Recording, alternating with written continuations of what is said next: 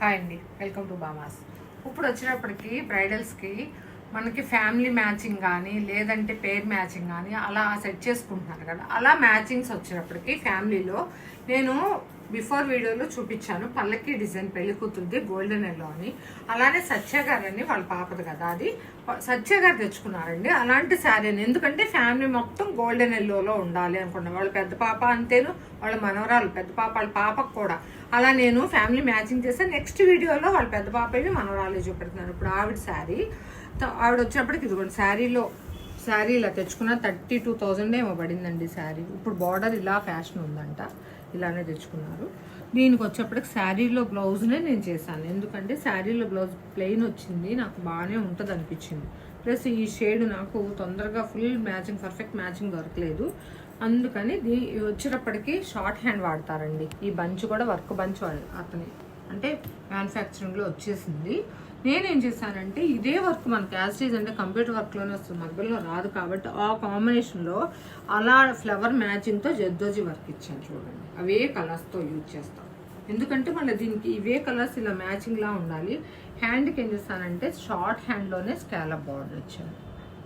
ఎందుకంటే వర్క్ లేకపోతే ఎంత కాస్ట్లీ 32,000 శారీ అయినా హైలైట్ అవుదండి, అదే చెప్తున్నాను.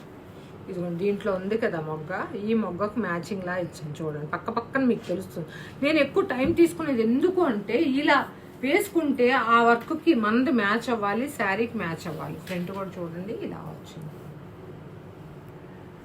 బ్లౌజ్ మనకు పర్ఫెక్ట్ ముందు వర్క్ కంటే కూడా పర్ఫెక్ట్గా అనిపిస్తేనే మనకి శారీ లుక్ వస్తుందండి. బ్లౌజ్ పర్ఫెక్ట్ ఫిట్టింగ్ బాగుండాలి అది.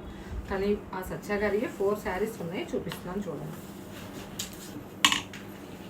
ఇది కూడా అంతే కంచిపట్టు శారీలో నేను క్లాత్ ప్లెయిన్ ఉంటే మళ్ళీ నేను వేస్ట్ చేయనండి బ్లౌజ్కి కూడా. ఎందుకంటే 1,500 మళ్ళీ 1,200 to 1,500 2,000 కూడా బ్లౌజ్ క్లాత్ పెట్టాల్సి వస్తుంది.